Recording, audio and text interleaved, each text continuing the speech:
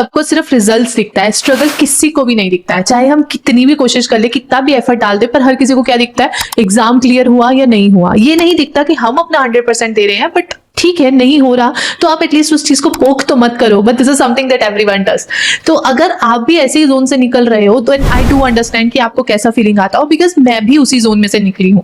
तो अगर आप इन चीजों में अपने आप को स्टक करके रखोगे तो कहीं ना कहीं अपने आप कहीं लॉस्ट फील करोगे, जो कि नहीं होना चाहिए।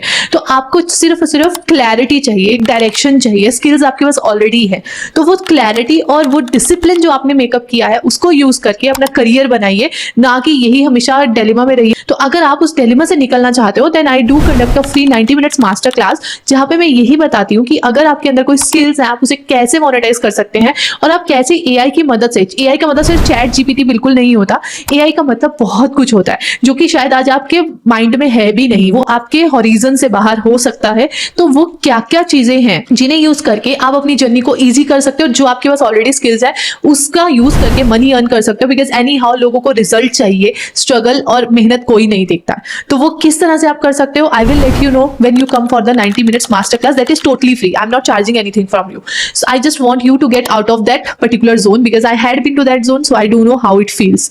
So just click on the learn more button and come over there, do register right now and save the date and time, ताकि आप उस मास्टर क्लास का एक भी मिनट लूज आउट मत करो। So just come over there, I will meet you there.